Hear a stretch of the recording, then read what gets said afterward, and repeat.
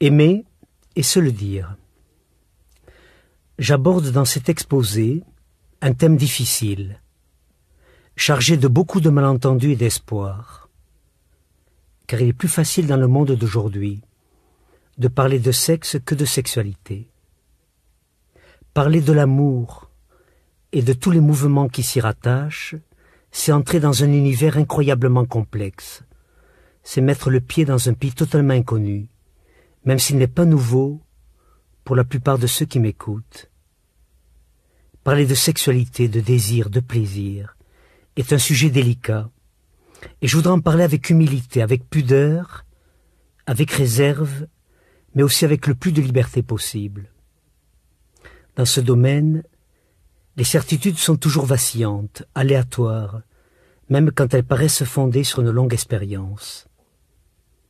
J'ai 57 ans cette année, je pratique encore un peu, et cependant j'ai le sentiment de ne rien savoir, d'avoir à apprendre tous les jours, de découvrir sous les habitudes l'imprévisible, d'oser inventer au-delà des conditionnements, de découvrir plus loin que les répétitions, une plus grande liberté d'être.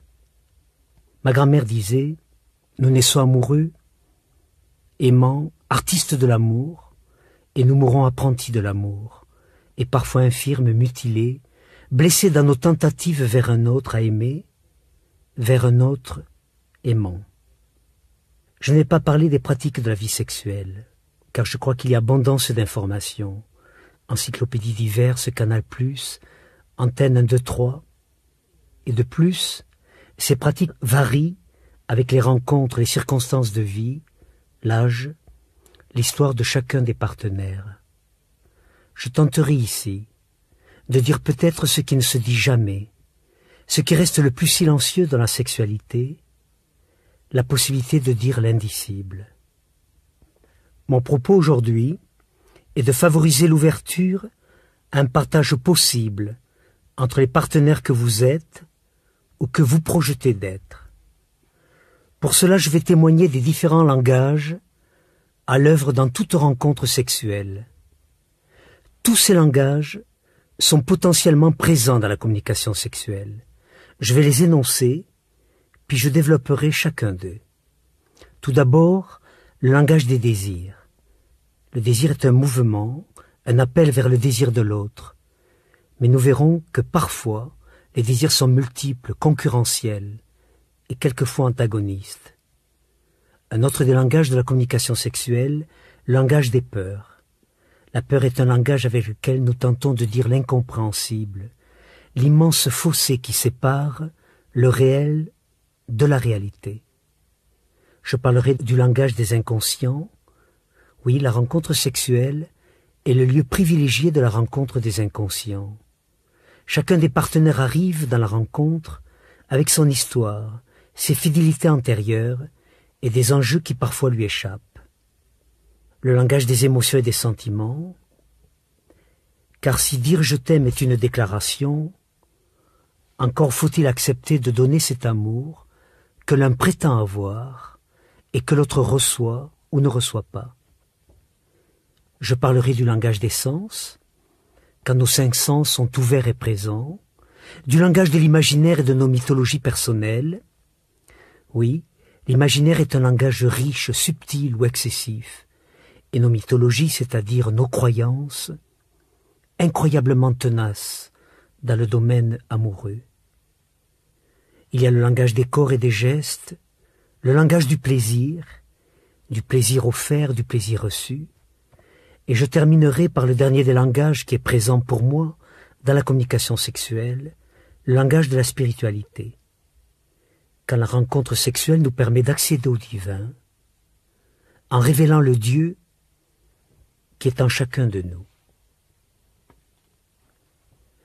J'introduis une différence entre ce qui peut être de l'ordre de la rencontre et de ce qui sera de l'ordre de la relation, c'est-à-dire de la durée. La rencontre amoureuse est fondée sur le jeu complexe de l'attirance, sous-tendu par des enjeux diffus ou manifestes de soumission et de domination. Quand parfois ce qu'il est convenu d'appeler des sentiments ne sont qu'un senti qui ment. Je parlerai aujourd'hui de communication sexuelle et non de relation sexuelle, qui est le terme le plus couramment employé.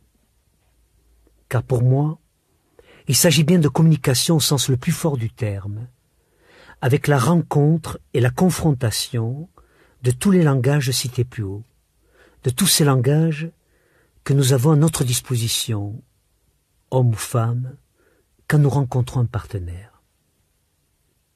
Se préparer à l'amour, c'est se charger de signes, de rêves, de gestes et d'élan pour les offrir, pour les partager et les agrandir avec l'autre. La rencontre ne commence pas en se mettant au lit, mais peut-être déjà dans la façon de s'éveiller, de se regarder, de rencontrer l'autre par un geste, dans la façon aussi de se quitter quand nous partons au travail à 8 heures, et aussi de se retrouver le soir, au retour. Je voudrais attirer l'attention sur ces deux moments clés, la séparation et les retrouvailles.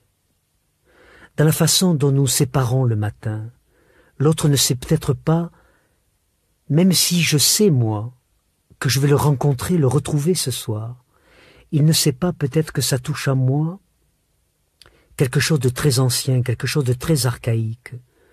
Toute séparation nous renvoie à des événements de notre histoire qui sont souvent chargés de sens. Avez-vous remarqué par exemple le nombre de petits conflits que nous déclenchons comme ça 5 ou 10 minutes avant de se quitter? Et si nous nous quittons justement sur ces malentendus, sur ces conflits, nous allons garder cela inscrit dans notre corps pendant toute la durée d'une journée.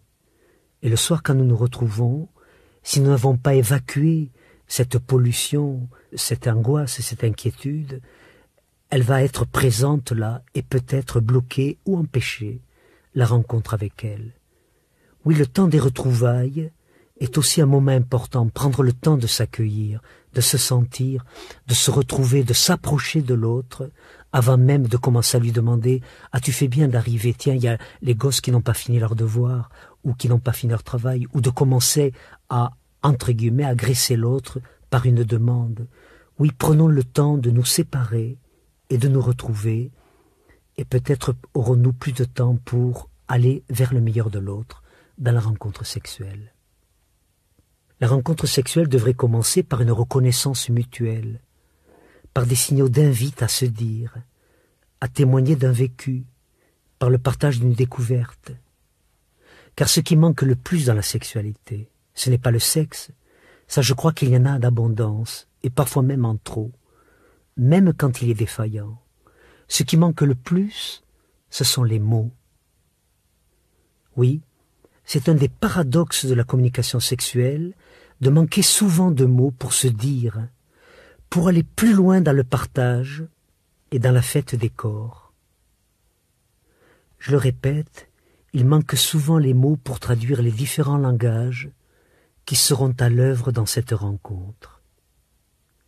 S'aimer et oser se le dire. Nous le savons aujourd'hui, quand il y a le silence des mots, va se réveiller trop souvent la violence des mots. La vie sexuelle, dans son éveil, dans sa rétention, dans ses déviations, dans ses interdits ou ses malentendus, est à l'origine de beaucoup de souffrances, de blessures cachées, qui s'inscriront parmi les plus durables dans le corps, soit en somatisation, soit en passage à l'acte somatique, c'est-à-dire un accident, en violence reçue ou donnée. Si la rencontre des désirs et des plaisirs s'avère impossible, alors commence le temps de la violence et du terrorisme relationnel. J'appelle terrorisme relationnel l'ensemble des violences que nous sommes capables d'exercer ou de faire peser sur quelqu'un de proche au nom de l'amour que nous avons pour lui. Pour l'être aimé, pour son bien, pour lui faire plaisir, pour prouver notre amour, nous sommes capables d'une incroyable violence verbale, émotionnelle ou physique, sur les désirs, sur les comportements ou sur le corps de cet être aimé. Voyons maintenant quels sont les langages mis en jeu dans toute tentative de communication sexuelle, pour éviter ainsi d'enfermer la sensualité, c'est-à-dire le goût de la vie, dans la sexualité, et la sexualité dans la seule génitalité, en la réduisant au pam-pam-boum-boum, à la Depardieu, première période, en ramenant le faire l'amour à la pénétration, au coït comme disent les spécialistes, ou à baiser comme l'expriment plus simplement certains. Le désir, je ne sais pas ce que c'est, même si j'ai été, et si je suis toujours un grand désirant devant l'Éternel.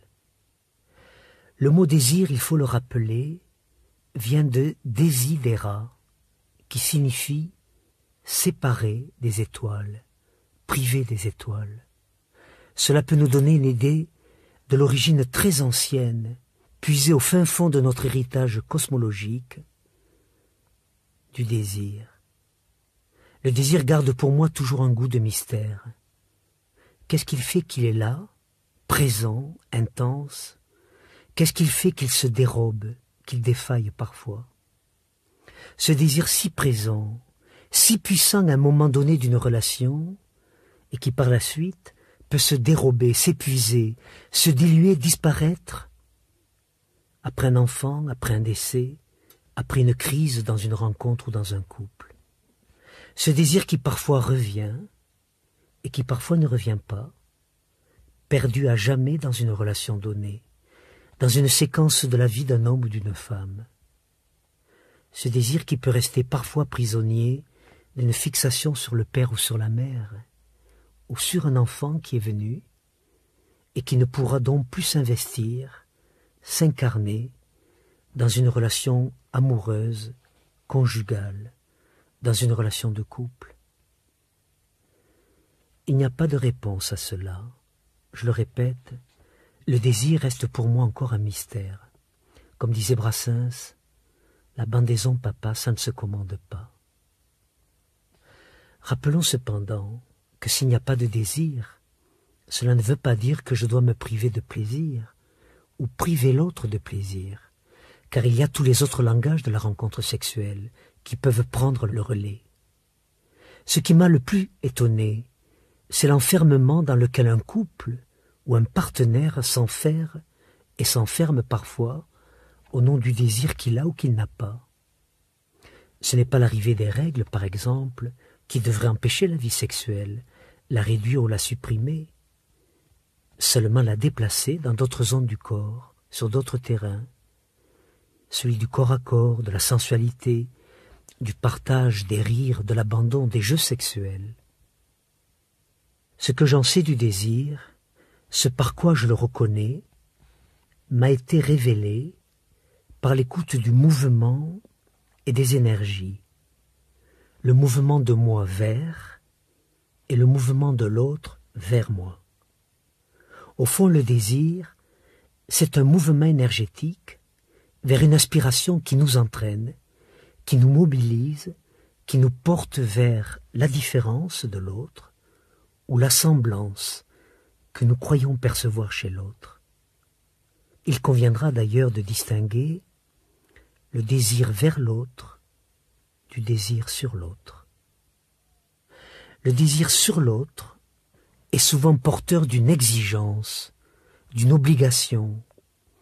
Il est parfois terroriste, en ce sens qu'il tente de s'imposer, et surtout parfois de déclencher, de susciter le désir chez l'autre. C'est une épreuve douloureuse pour chacun d'entre nous, de découvrir que nous n'avons pas de pouvoir volontariste sur le désir de l'autre. C'est le rêve archaïque de certains partenaires de croire, d'imaginer que leur désir est suffisamment puissant pour provoquer, pour réveiller celui de l'autre, avec parfois une accusation de mauvaise foi, de mauvaise volonté ou de non-amour quand ce désir n'est pas présent, comme si le désir était susceptible de se manifester à volonté, à la demande de soi-même ou de l'autre. Je voudrais rappeler également que le désir a surtout besoin d'être entendu, reconnu, parfois reçu, amplifié, ce qui ne veut pas dire satisfait ou comblé.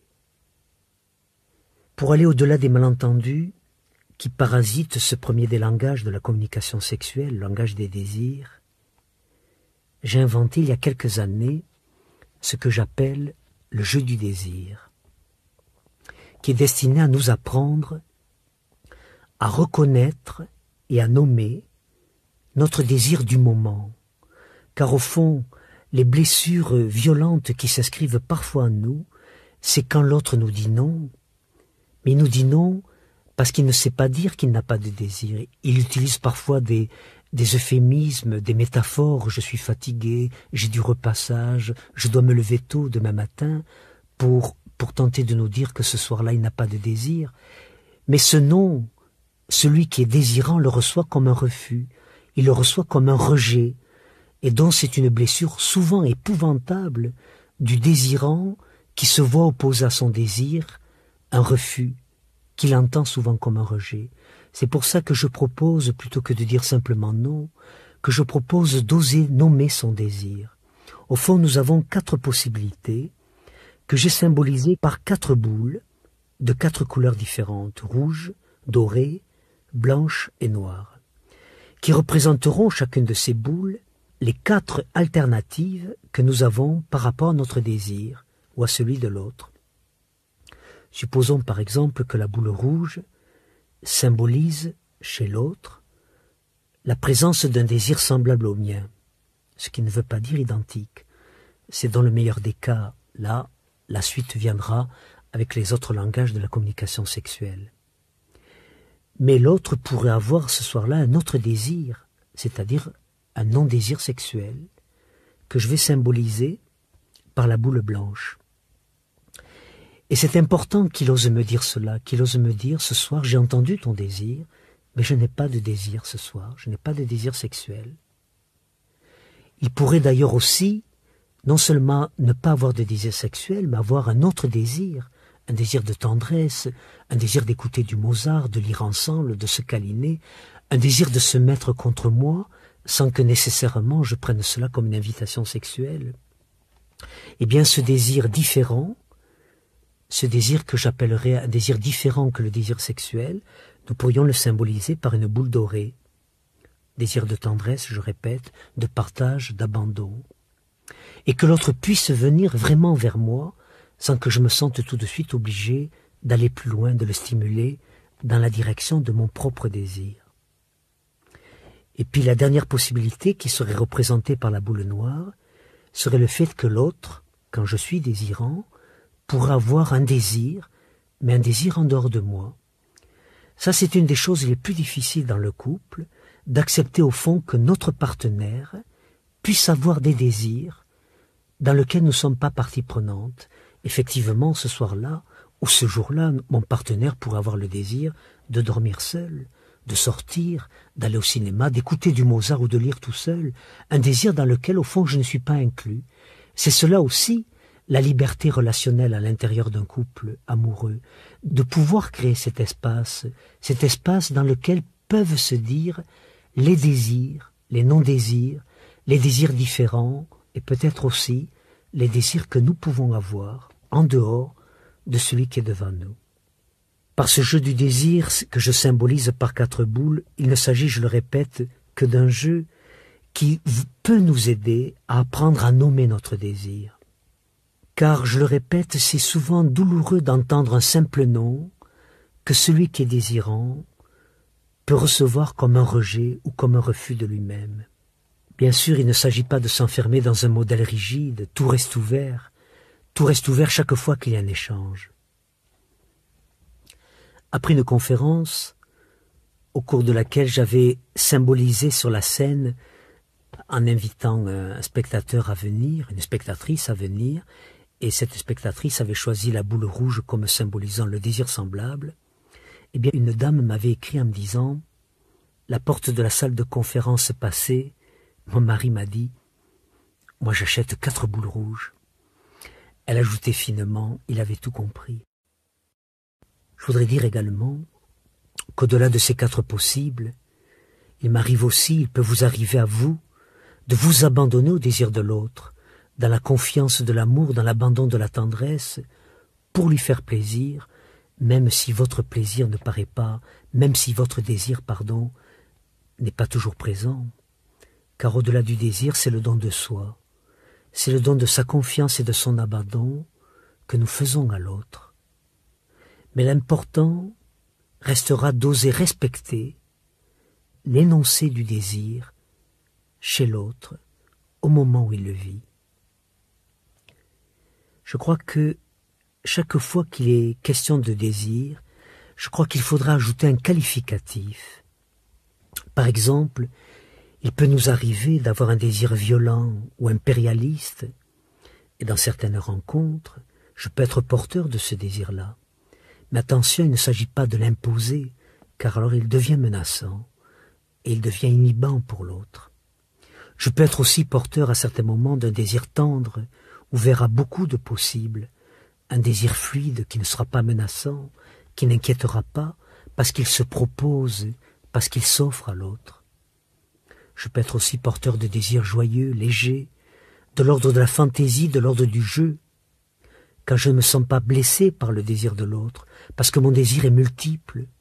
Mon désir comme cela peut danser, peut rester comme ça dans l'imprévisible de ce qui va surgir dans la rencontre avec l'autre. Il peut m'arriver, comme il peut vous arriver aussi, d'avoir des désirs que j'appellerais régressifs. Par exemple, à certains moments, le désir d'être porté, d'être un bébé, de ne rien faire, fais tout, fais-moi l'amour, de ne pas être actif, d'être pris en charge comme ça, par les caresses, par le corps de l'autre. Et c'est vrai que je crois que la maturité sexuelle, au fond, c'est la capacité de mettre en jeu l'ensemble de ces désirs. Désirs violents, désirs tendres, désirs joyeux, désirs régressifs, quand je peux les reconnaître en moi, quand je peux reconnaître chez l'autre toute cette gamme de désirs possibles. Il serait possible, si nous avons compris cela, de dire, et c'est un paradoxe, qu'au fond, l'impuissant parfois c'est celui qui bande. En effet, celui qui est porteur du seul désir sexuel va se sentir fermé aux autres désirs possibles.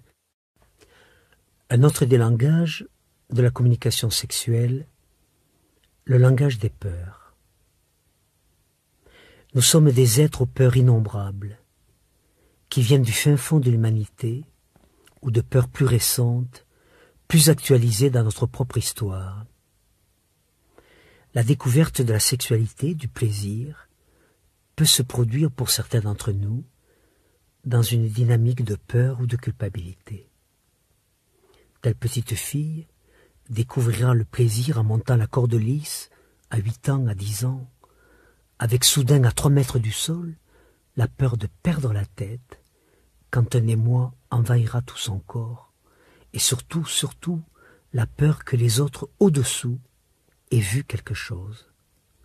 Et cette peur, cette panique qui s'inscrira dans son corps, il est possible qu'elle la redécouvre plus tard, devenue adulte, dans ses relations avec un partenaire, ce qui fait qu'au moment d'aller vers le plaisir, une sorte de vertige peut-être, de panique, l'envahira et quelque chose se fermera.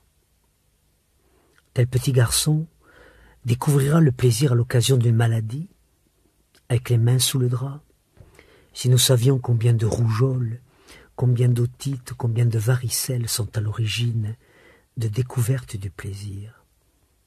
Mais le drame sera si maman arrive ou papa apparaît juste à ce moment-là, avec le bol de tisane, et que ce petit garçon aura le sentiment que papa ou maman n'a vu que ses mains sous le drap.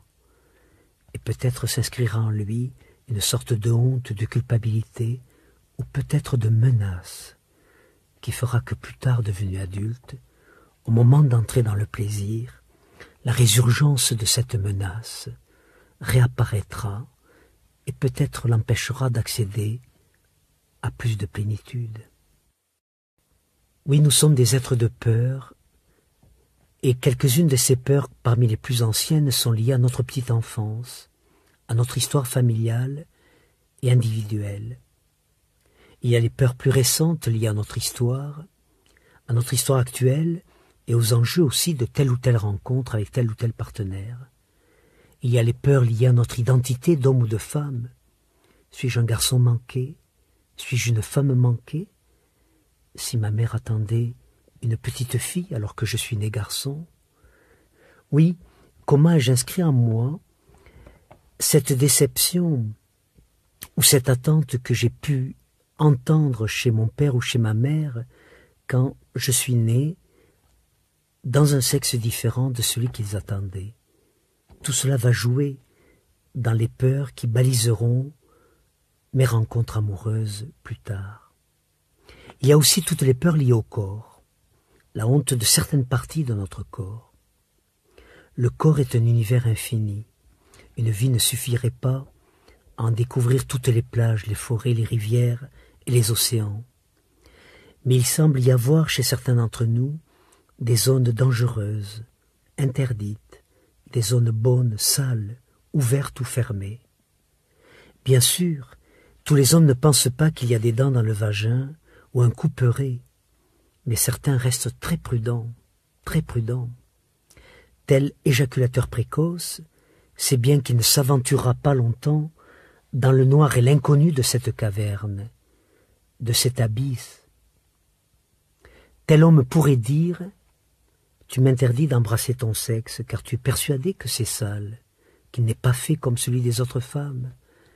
Tu as l'impression que ton ventre est flétri, c'est pour cela que tu me le caches. » Ou encore « Je n'accepte pas que tu embrasses le mien, car j'ai toujours cru qu'il était trop petit, disgracieux, qu'il n'était pas fait comme celui des autres. » Telle femme pourrait ajouter « Je sais que tu aimerais que je boive ton sperme, mais ça me dégoûte, moi je n'y arrive pas. J'ai essayé, j'ai fait tous mes efforts, je n'y arrive pas. » Mais tu n'as jamais essayé, pourrait-il répondre, et ainsi vont s'ajouter aux peurs que nous avons, des malentendus, des violences, des rejets, des refus. Viennent s'ajouter parfois les maladies de la comparaison. Oui, j'ai une plus grosse moto que toi. Ou mon sexe pend, il est trop large ou trop étroit. Je ne suis pas fait, je ne suis pas faite comme les autres. Je l'ai bien vu au pensionnat, au service militaire ou sur la plage. Un autre des langages de la communication sexuelle, c'est le langage de l'inconscient. Bien sûr, la rencontre dans la proximité des désirs et des corps de deux êtres est porteuse d'enjeux inconscients qui se jouent autour des pôles alternés ou figés de la soumission et de la domination. Il n'est pas besoin de rappeler que cela renvoie chacun des partenaires au premier lien, au premier homme et à la première femme de sa vie, papa ou maman, ou ceux qui en ont eu lieu. Oui, toute rencontre amoureuse nous renvoie, que nous le voulions ou non, à nos premières relations significatives avec ceux qui ont établi avec nous des relations de dépendance et parfois donc des relations de soumission ou des relations de domination. Les rapports de soumission ou de domination apparaissent très tôt, très vite au début de toute rencontre amoureuse, et se poursuivent dans toute relation significative à partir d'une tension qui va naître entre la difficile affirmation de soi et le besoin de reconnaissance. Le besoin de reconnaissance et d'approbation qui habite chacun d'entre nous. Au fond, nous sommes prisonniers, tiraillés toujours entre ces deux besoins qui sont un peu antinomiques, le besoin d'affirmation et le besoin d'approbation et de reconnaissance que nous attendons chez l'autre. Mais souvent, le besoin d'affirmation n'est pas compatible avec le besoin d'approbation que nous attendons de la part de l'autre. Ce conflit, nous allons le porter dans toute rencontre, dans toute relation au plus profond d'entre nous. Et il s'actualise, il va être présent dans des dynamiques très diversifiées, et bien sûr il sera présent dans la rencontre sexuelle. Cela va aller de la tentative d'affirmation de moi dans ma différence, dans mon unicité, et aussi la reconnaissance positive que j'attends de l'autre. Non seulement j'attends des fois son approbation, mais j'attends aussi son amplification. Et cela va constituer donc une sorte de recherche d'équilibre subtil, fragile, et parfois aussi créera un déséquilibre violent qui peut bousculer, emporter les tentatives pour se rapprocher, pour se rejoindre, pour s'abandonner, pour accéder à une reconnaissance mutuelle. Tout ceci supposera que nous aurons, au cours d'une vie de relations sexuelles, en particulier dans des relations de longue durée, nous aurons à reclarifier souvent, fréquemment, nos positions de vie. Nous aurons peut-être à mieux nous positionner dans nos désirs subtils ou implicites de soumission ou de domination que nous proposons dans une relation avec l'autre. Et c'est cela, au fond, la rencontre des inconscients qui seront présents et qui constitueront un des langages implicites de la rencontre sexuelle. Bien sûr, un des langages les plus importants de la communication sexuelle est le langage des sentiments. L'amour est un ensemble de sentiments multiples, parfois contradictoires, car chargés, comme je l'ai dit tout à l'heure, d'enjeux inconscients dont beaucoup nous échappent. Il faudrait écouter l'éventail de l'amour quand nous parlons de sentiments. Il faudrait écouter l'éventail de l'amour dont nous sommes porteurs et qui peut aller de l'intérêt, de l'attirance vers quelqu'un, pour la passion, qui peut aller jusqu'à la passion et peut-être même jusqu'à la tentative d'appropriation de l'autre. Il faudrait dire également les mouvances de l'amour, ses sautes d'intensité, sa vitalité. Si l'amour est un sentiment vivant, comme tout ce qu'il vit, il évolue, change de tonalité, de couleur. Je ne t'aime pas aujourd'hui comme je t'aimais il y a 10 ans. Ou mon amour pour toi s'est affermi, il s'est tonifié, il a pu s'élargir, il a pris de la profondeur. Au contraire, il s'est atténué, adouci, dilué. Il est plus proche aujourd'hui de l'affection que de la passion. Il est devenu tendresse, complicité. Il serait possible aussi de dire « je ne t'aime plus ». Ça, c'est une phrase difficile, c'est une phrase redoutée, car elle est souvent assimilée à un rejet ou à un refus. Dire « je ne t'aime plus » à quelqu'un est vécu par l'autre comme une exclusion et parfois même comme un anéantissement. Pourtant, dire « je ne t'aime pas »,« je ne t'aime plus » signifie « je n'ai plus de sentiment d'amour pour toi ». Et peut-être que ce serait un beau cadeau d'oser dire cela à l'autre. Ce serait un beau cadeau, c'est paradoxal ce que je vais dire. Ce serait un beau cadeau que nous faisons à quelqu'un si nous pouvons lui dire, quand c'est le cas, « je ne t'aime plus ». Car je crois que les blessures les plus terribles, c'est quand nous laissons croire à l'autre que nous continuons à l'aimer, alors que ce sentiment a totalement disparu dans ce que nous éprouvons. Nous savons aussi que l'expression « je t'aime » est une expression qui est mise à toutes les sauces, c'est une expression un peu patchwork. J'aime le football, les films de Woody Allen, les concerts de Mozart et le fromage de chèvre, et je t'aime toi aussi, ma chérie. Je t'aime est souvent une déclaration. Et au-delà de cette déclaration, il faudrait donner vie à ce sentiment. Il faudrait le nourrir, l'amplifier. J'ai beaucoup appris sur la dynamique amoureuse en écoutant le mouvement et la direction d'un sentiment. Il ne suffit pas d'avoir de l'amour pour l'autre. Encore faut-il lui donner, car certains d'entre nous thésaurisent l'amour comme une denrée précieuse. Certains d'entre nous la capitalisent, l'amour, le stockent sans jamais l'offrir. Il ne suffit pas, au fond, d'énoncer un sentiment, encore faut-il savoir le faire passer à l'autre, le faire passer chez l'autre. Je voudrais dire également que à chaque amour, il faudrait ajouter un qualificatif pour ainsi mieux repérer la dynamique amoureuse que nous proposons à l'autre. Par exemple, il y a les amours idéalisés. Quand nous avons tellement idéalisé l'autre qu'au fond nous ne le rencontrerons jamais dans la personne réelle qu'il est. Les amours idéalisés sont porteurs de beaucoup de déceptions et donc de beaucoup d'agressivité. Nous avons parfois tellement idéalisé l'autre que quand nous vivons le quotidien avec lui, nous n'allons voir que ses failles, nous n'allons voir que ce qu'il n'a pas. Les amours trop idéalisés sont souvent des amours frustrantes. Il y a aussi ce que j'appelle les amours de besoin. J'appelle amour de besoin quand mon « je t'aime » veut dire surtout « aime-moi ».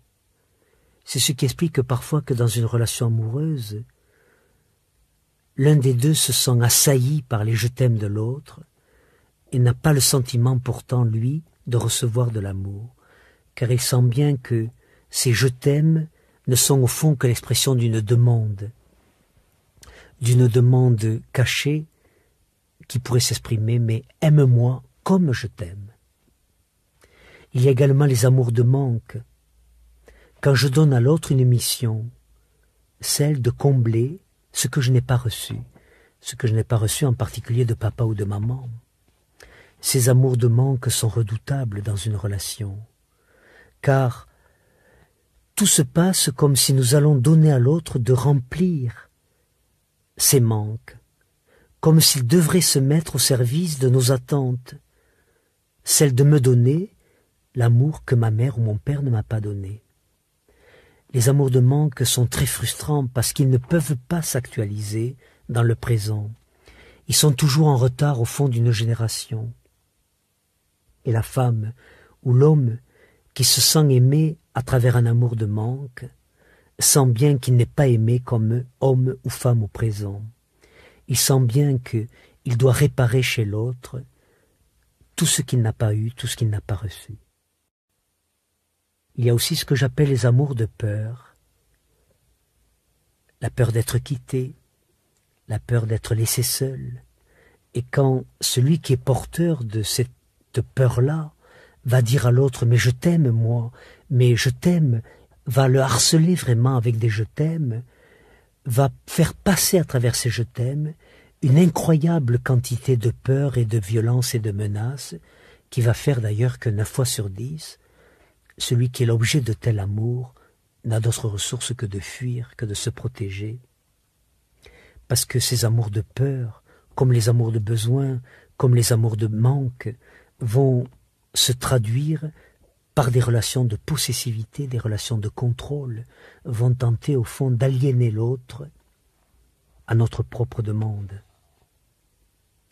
Il y a des amours terribles aussi, et peut-être certains d'entre vous seront-ils choqués de me voir associer ces 2 termes, les amours de consommation. J'appelle amour de consommation quand au fond ce que j'aime chez l'autre, c'est l'amour qu'il a pour moi. Quand au fond je me laisse aimer.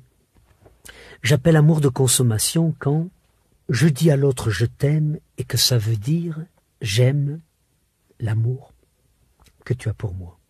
Et c'est vrai que si je suis porteur d'un tel amour, il est vraisemblable qu'au bout de quelques mois, au bout de quelques années, celui qui est l'objet de mon amour ne va pas se sentir réellement aimé.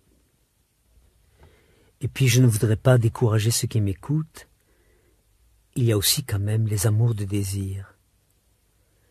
Pour moi, ce sont les amours qui sont porteurs de dynamique, qui sont porteurs d'élan et qui sont porteurs aussi de durée. Je crois que c'est quand, dans une relation amoureuse, nous sommes dans l'amour de désir, que nous avons le plus de chances de rester ensemble et de nous agrandir mutuellement. Les amours de désir, au fond, c'est quand je les désire de l'autre et que je vais vers lui. Et que je vais vers lui non pas pour demander quelque chose, non pas pour prendre, non pas pour m'emparer, mais quand je vais vers lui pour donner, quand je vais vers lui pour offrir. Et l'autre également est dans l'amour de désir quand il vient vers moi pour aussi me donner l'amour qu'il a. Les amours de désir sont parmi les plus stimulants. Il y a bien sûr aussi les amours inconditionnels, les amours oblatifs, qui se donnent sans contrepartie, sans attente démesurée. Le simple amour centré sur l'autre, quand j'aime l'autre pour ce qu'il est. Je n'opposerai pas ici le bonheur d'aimer à celui d'être aimé. Parfois ces deux bonheurs se rencontrent, et parfois ils peuvent se vivre séparés. Nous savons aussi que le langage des sentiments est un des langages parmi les plus muets, parce qu'au fond les sentiments ont du mal à se dire. Nous l'avons tous remarqué, nous pouvons dire « je t'aime », mais c'est très difficile d'être lyrique verbalement, ce qui fait que souvent les sentiments s'écrivent, les sentiments se disent avec de merveilleuses lettres d'amour, ils se disent dans des bouteilles à la mer que nous jetons comme ça dans l'espace quand nous sommes séparés de l'être aimé, ou quand nous sommes simplement éloignés de lui, ou quand nous sommes habités par cet être que nous aimons et que nous avons envie de lui témoigner ce que nous éprouvons pour lui. J'ai tenté de traduire cela par un petit texte que j'ai appelé « Déclaration des droits de l'homme et de la femme à l'amour ». Te rencontrer sans te réduire, te désirer sans te posséder, t'aimer sans t'envahir, te dire sans me trahir, te garder sans te dévorer, t'agrandir sans te perdre, t'accompagner sans te guider, être ainsi moi-même, au plus secret de toi. La communication sexuelle participe bien sûr du langage des sens. Il y a nos 5 sens, et aussi 2 autres que je me suis permis d'ajouter. Parmi nos 5 sens, le regard. Regarder le corps de l'autre et se laisser regarder est, je crois, un enjeu important de la rencontre sexuelle. Et pourtant, nous avons de nombreux interdits sur ce plan. Combien d'entre nous fermons les yeux? Combien éteignent la lumière? Je suis d'une génération où peut-être la moitié des femmes de ma génération n'ont pas vu le corps de leur partenaire en entier. Et je crois que si nous nous privons du regard, si nous nous privons de ce que j'appelle la caresse du regard, nous nous privons d'une stimulation, nous nous privons d'un partage important dans la rencontre sexuelle. Il y a aussi l'ouïe, et l'ouïe, c'est l'entendre. Dans la rencontre sexuelle, c'est tout notre corps qui devient une oreille grande ouverte, captant chez l'autre et chez nous tous les signes, sensible à chaque mouvement, à chaque vibration, sensible à tous ces signaux qui vont faire que nous serons ouverts ou fermés au mouvement du cœur. Mais nous sommes dans une culture où les bruits du corps sont parmi les plus censurés. On nous interdit de faire du bruit en mangeant, de faire du bruit aussi avec l'autre extrémité, l'autre partie de notre corps, dans les toilettes par exemple. J'entends souvent dans des toilettes publiques la chasse d'eau tirée 5 fois, comme si on tentait par exemple de masquer les bruits du corps. Mais le sexe aussi fait du bruit. Il rit, il clapote, il chante, et beaucoup d'entre nous censurent comme cela les bruits du corps. Je dors souvent à l'hôtel, et c'est vrai que je n'ai entendu qu'une fois dans ma vie les cris du corps d'un homme. Ce sont souvent les femmes qui s'autorisent à manifester plus librement des rires, des gémissements, un abandon comme ça corporel qui fait partie de l'entendre. Et c'est vrai que c'est plus rare chez les hommes, il y a comme une sorte de censure. Et dans ma propre expérience, il a fallu que j'attende peut-être d'avoir 30 ans pour oser me laisser aller à exprimer comme cela des rires, des cris avec l'ensemble de mon corps.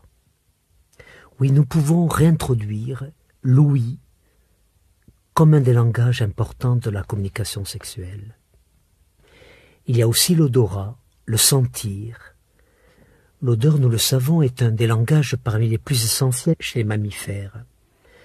Combien de mammifères vont vont éloigner ou stimuler un partenaire en émettant des odeurs. Et nous aussi, même si nous ne le savons pas, nous envoyons des odeurs qui seront dans l'ordre de la stimulation ou dans l'ordre de l'inhibition. Je ne parle pas des mauvaises odeurs. Bien sûr, je ne remercierai jamais assez la jeune fille de mes 17 ans qui m'a dit « Tu sais, Jacques, il est possible de se laver les pieds plus d'1 fois par mois. » Je veux parler de ces odeurs que nous envoyons de façon presque inconsciente, mais il y a aussi les odeurs que nous ne respectons pas en nous. Une odeur de tabac, combien également de cosmétiques, de produits de beauté vont-ils tourner, vont-ils se détériorer et dégager une odeur épouvantable, et souvent par pudeur, par interdit personnel, par pseudo-respect, nous n'osons pas dire à notre partenaire que l'odeur qu'il nous propose n'est pas bonne pour nous. J'inviterai chacun d'entre nous à prendre le risque de mettre des mots là-dessus. Un autre sens que nous avons à notre disposition, c'est le goût, c'est-à-dire au fond tout ce qui tourne autour de la bouche. C'est un langage parmi les plus anciens. Nous savons qu'aujourd'hui, les petits bébés têtent leurs pouces dans le ventre de la maman, et tout ce qui tourne autour de la bouche est chargé de beaucoup de force érotique, c'est une zone érogène importante, le sucer, le lécher, le mordre, et parcourir ainsi l'entièreté du corps de l'autre avec sa bouche est un voyage fascinant qui nous ouvre comme ça beaucoup de possibles dans le partage et dans la fête des corps. Et bien sûr, il y a aussi le 5e des sens que nous avons à notre disposition, le toucher. Et quand je dis toucher, je ne veux pas parler de caresses. Je voudrais dire qu'il est possible d'avoir ce que j'appelle des caresses immobiles. Je crois que beaucoup d'entre nous ignorent combien un certain nombre de caresses sont agressives, sont intrusives dans l'intimité du corps de l'autre. Je souhaite souvent que nous puissions proposer un geste qui ouvre, un geste qui propose, un geste qui invite, et non pas un geste qui est une prise de possession déguisée ou qui est une demande. Beaucoup de caresses risquent d'être vécues sur un mode intrusif quand elles s'imposent ou quand elles sont dictées. Et c'est, je crois, un très beau geste quand c'est la peau, au fond, qui caresse la main, quand c'est la peau qui va amplifier ce geste qui est simplement offert, qui est proposé. Je voudrais parler d'un 6e sens que j'ai découvert dans ma vie, tard chez moi malheureusement, celui de s'étonner, celui de s'émerveiller, un sens qui va augmenter en nous la capacité à transfigurer le réel. La rencontre amoureuse, pour être une fête, doit se vivre dans l'étonnement, dans le surgissement de l'imprévisible.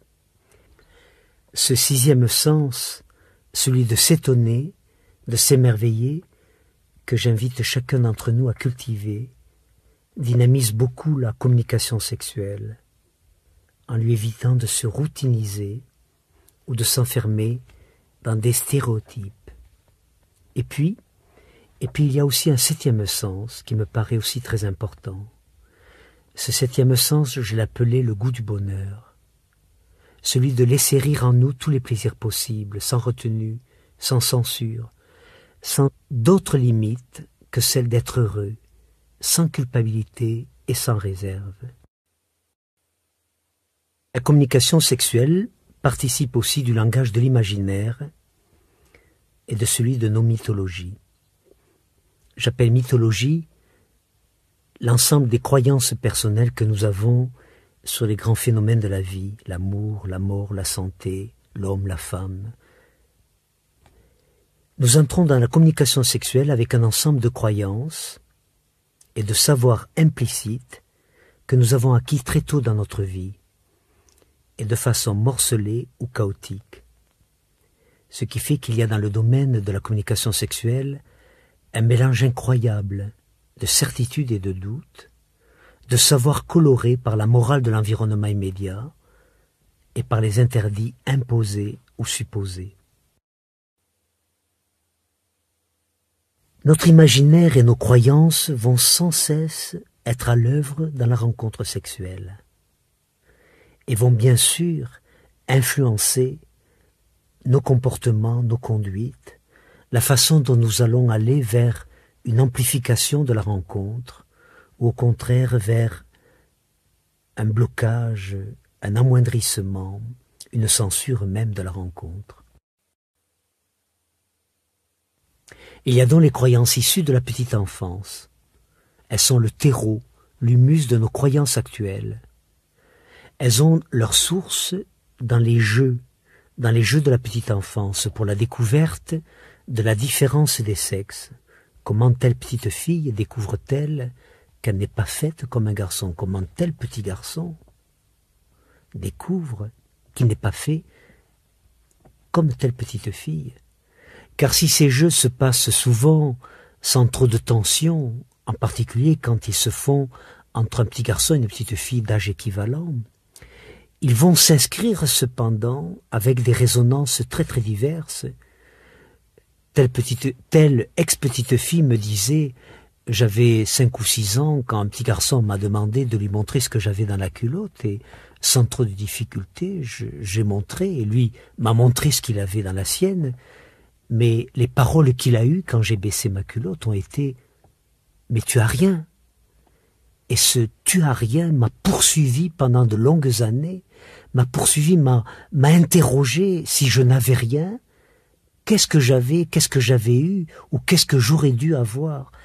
Et c'est vrai que nous ne savons pas, et nous allons mettre souvent du temps à retrouver comment nous avons réinscrit chacun d'entre nous ces découvertes de la différence des sexes, ces découvertes du plaisir parfois, ces jeux d'apprivoisement, d'éveil, de stimulation. Ce sont ces jeux qui vont nourrir les croyances et l'imaginaire que nous aurons plus tard.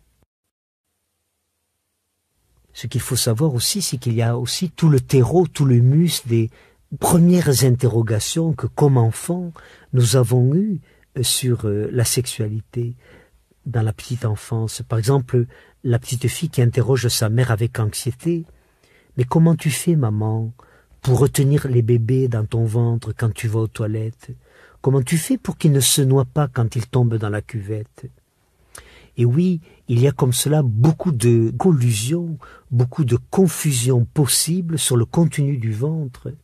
Nous ne savons pas, par exemple, combien de constipations tenaces chez des femmes d'aujourd'hui ont pour origine justement cette collusion sur le malentendu de ce qu'il y a dans le ventre. Parce que une mère discute comme ça avec une voisine et parle d'une autre voisine qui est enceinte en disant qu'elle a un gros ventre à 6 mois, qu'elle a un gros ventre comme si elle allait bientôt accoucher.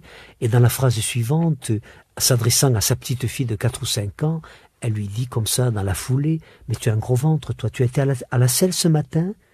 Et d'un seul coup, comme cela, dans l'imaginaire de cette petite fille, il y a une interrogation qui surgit. Qu'est-ce qu'il y a dans mon ventre? Un bébé, du caca? Et s'il y a un bébé? Et alors je sais que peut-être ceux qui m'écoutent risquent de sourire ou peut-être de hausser les épaules, mais je les invite comme cela à s'interroger et à peut-être accepter de réentendre comment nous avons intégré comme cela des bribes de réalité de façon morcelée. Par exemple, ce petit garçon, car tout ce que je raconte participe d'histoires vraies que j'ai entendues dans le témoignage d'ex-enfants, ce petit garçon qui ne veut plus aller aux toilettes parce que son papa lui avait expliqué que c'était dans son zizi qu'il y avait les petites graines à bébé. Et il disait, lui, avec une bonne foi étincelante, « Mais si je fais pipi, les petites graines du bébé vont se noyer, elles vont disparaître dans la cuvette. » Et alors il refusait comme cela d'aller aux toilettes. Également, cette expression qui n'est plus usitée de nos jours, mais que je suis persuadé pour ceux qui m'écoutent, ils ont au moins entendu cette expression une fois dans leur vie, le mot descente d'organes.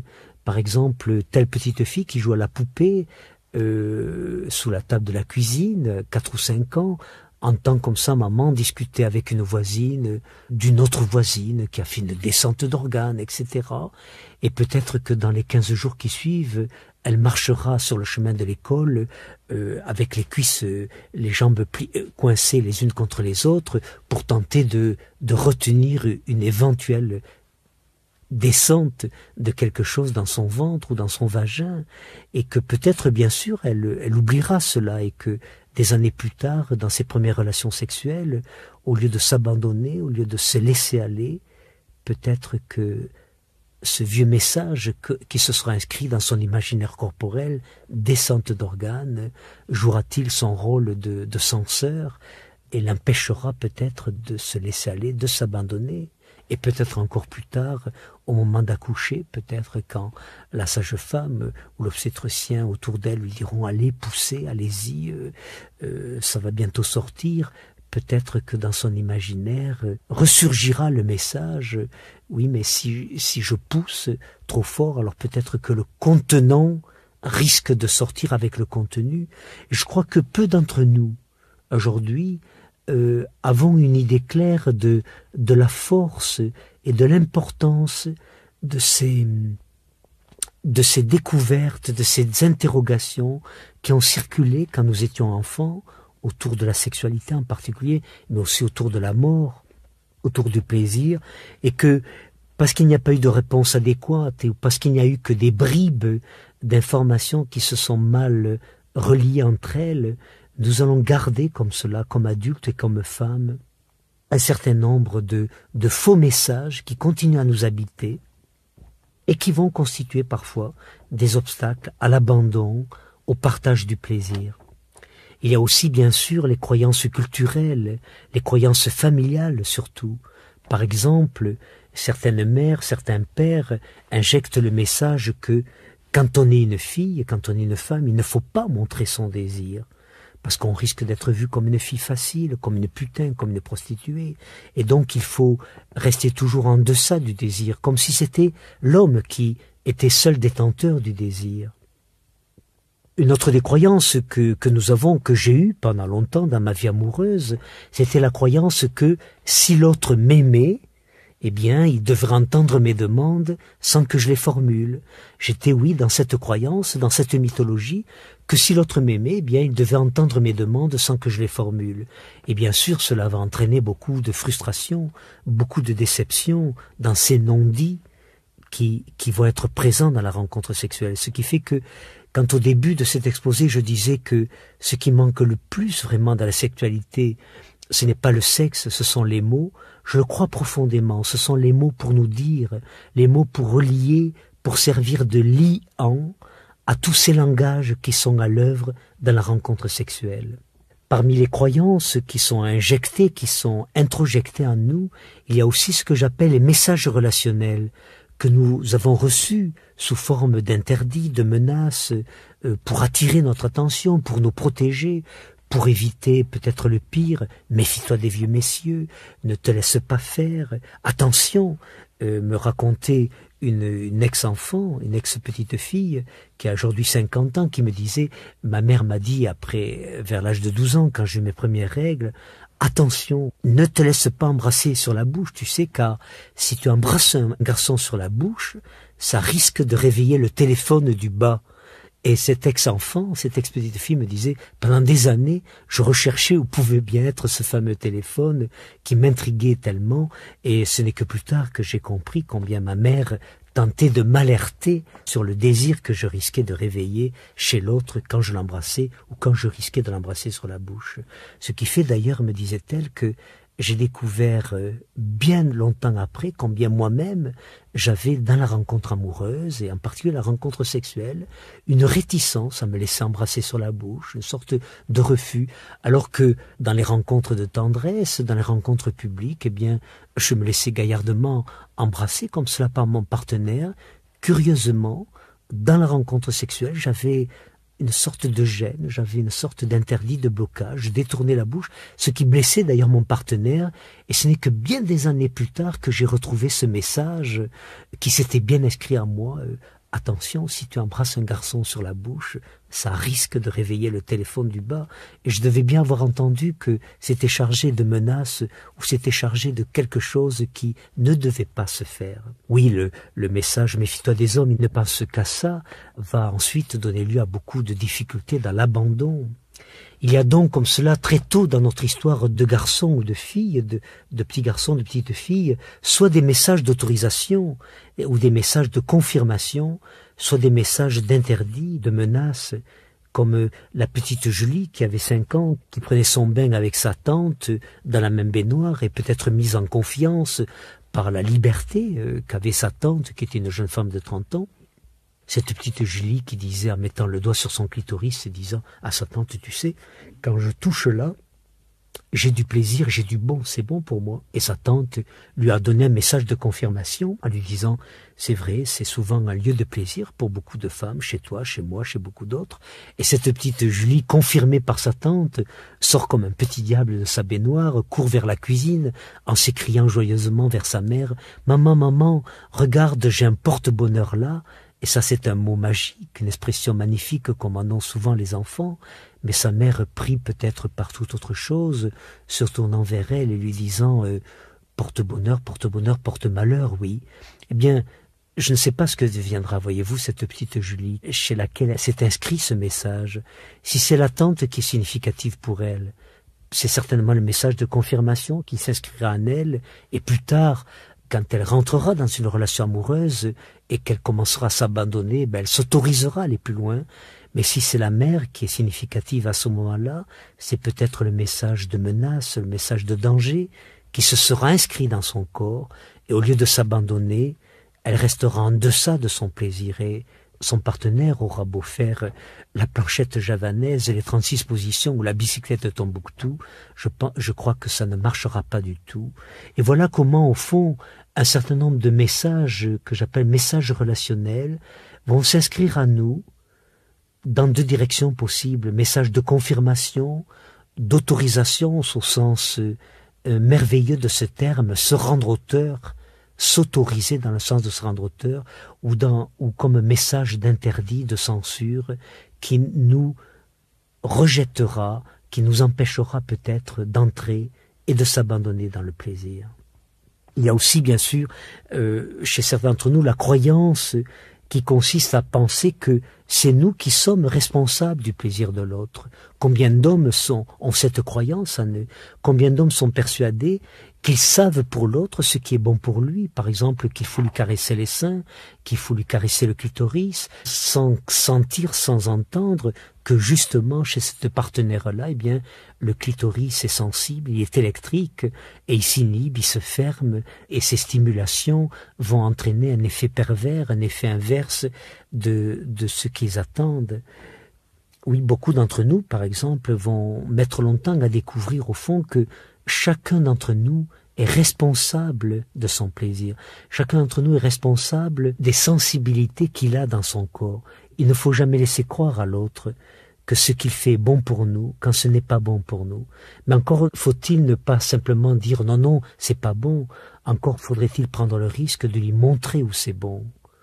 Je ne peux pas savoir, moi, que c'est bon derrière le genou, si je crois dans mon imaginaire à moi que c'est bon en lui caressant comme ça les seins, ou que c'est bon en lui caressant le sexe, que parfois c'est en donnant des caresses derrière la nuque, derrière l'oreille, ou dans d'autres endroits qui sont, pour cette personne-là, chargés d'érotisation, chargés de plaisir, chargés de sens, que nous allons comme cela pouvoir entrer dans le plaisir. Il y a aussi la croyance chez certaines femmes qu'elles doivent absorber, qu'elles doivent attirer le pénis de l'homme, au lieu peut-être d'aller à la rencontre. Par exemple, les femmes assimilent chez l'homme éjaculation et orgasme. Beaucoup de femmes ignorent que de nombreux hommes, les chiffres sont discutables, mais à peu près 6 hommes sur 10 n'ont jamais eu d'orgasme.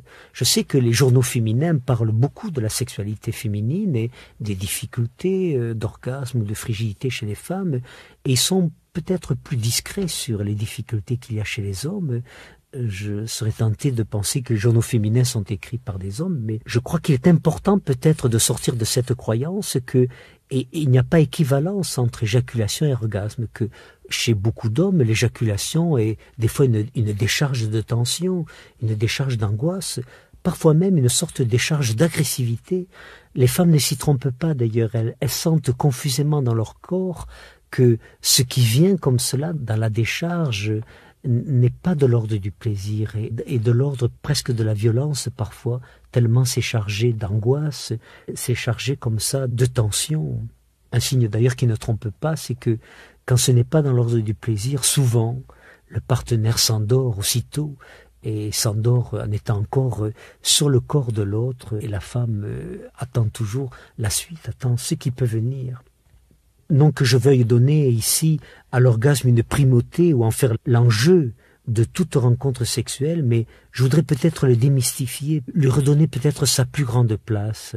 Toute rencontre sexuelle ne débouche pas nécessairement sur un orgasme, mais toute rencontre sexuelle peut déboucher sur la fête, peut déboucher sur un plaisir, si nous acceptons effectivement de laisser se rencontrer ces différents langages dont j'ai parlé jusqu'à maintenant, le langage des désirs, aller au-delà des langages des peurs, les langages des sens, les langages des sentiments, et bien sûr les langages comme cela de nos imaginaires et de nos mythologies. Une autre des croyances, c'est que souvent il faut s'ajuster au rythme de l'autre. Beaucoup d'hommes s'agitent, bougent beaucoup. Il y a la croyance chez l'homme qu'il faut faire la preuve de sa virilité souvent, qu'il faut être au garde à vous. Je crois que la communication sexuelle passera par le partage de cet imaginaire, par la mise en mots sur nos mythologies et nos croyances. Il y a aussi, bien sûr, le langage du corps et de nos pratiques habituelles.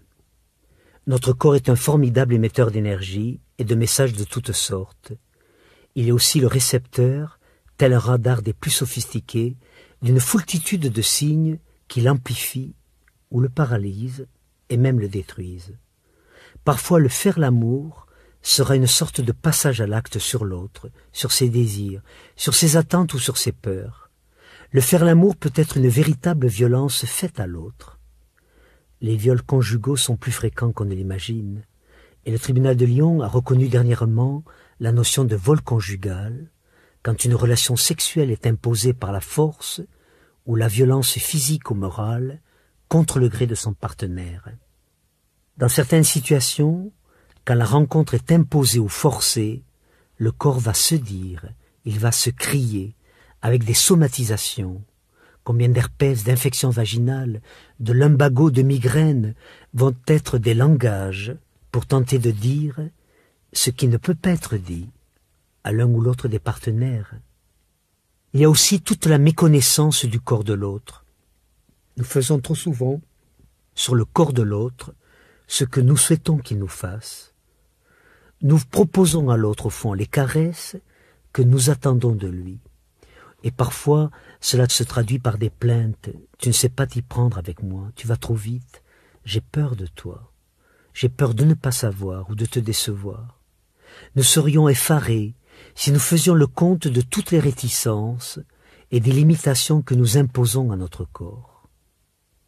Au fond, le plus beau des cadeaux que nous puissions faire à un partenaire, à une partenaire, c'est l'offrande de la liberté de notre corps. Quand nous pouvons le proposer grand ouvert, entier, abandonné, libéré de toutes les retenues. Au-delà de la méconnaissance, il y a aussi des ignorances. Combien d'hommes ignorent, par exemple, le terme est terrible, est épouvantable, mais nous n'avons pas d'autre pour l'instant. Combien d'hommes ignorent l'éjaculation féminine, c'est-à-dire, au fond, au-delà de la lubrification, ce jaillissement inépuisable, ce jaillissement merveilleux qui surgit du sexe d'une femme. Il y a là une censure incroyable. Il n'y a pas de mot actuellement dans le vocabulaire pour nommer ce phénomène, puisqu'on est obligé d'utiliser le même mot que pour l'homme, éjaculation, alors qu'il s'agit de bien autre chose. Il s'agit vraiment d'une abondance, d'un jaillissement, d'une source. Frédéric Gruyère, une psychanalyste française, a écrit un très beau livre dont le titre est « Ces paradis trop violents » aux éditions Lafon. Et le sous-titre de ce livre, c'est « À propos des femmes fontaines ». J'inviterai chaque femme peut-être et chaque homme à découvrir la femme fontaine qu'il y a chez lui ou dans le partenaire. Est-ce que nous pouvons prendre le temps pour apprendre le corps de l'autre? Est-ce que tu peux prendre le temps pour apprendre le mien? Je t'ai dit ce qui n'allait pas. Mais est-ce que je t'ai dit ce qui était bon pour moi? Il y a aussi tous les contentieux qui n'ont jamais été parlés. Par exemple, cette interruption de grossesse, ce troisième enfant que tu n'as jamais voulu avoir, ou la présence de ta mère, elle est partout dans la maison, celle qui s'occupe encore de toi, à 35 ans, elle choisit tes slips. Il y a beaucoup de contentieux comme cela dans la rencontre sexuelle qui vont se traduire au niveau de la rencontre des corps. Il y a aussi chez certains hommes la peur de perdre leur érection, de ne pas la retrouver si elle n'est pas présente au début de la rencontre. Oui, il y a beaucoup de découvertes encore à faire dans la rencontre des corps. Il y a aussi le langage des plaisirs. Le plaisir a des visages multiples, des sources souterraines, des ramifications au plus intime de notre histoire, au plus profond de notre enfance, au plus secret, au plus fragile aussi de nos relations passées. Le plaisir a besoin d'alliés, confiance, abandon, espérance. Il a des ennemis terribles, le jugement, la peur, la honte et la culpabilité.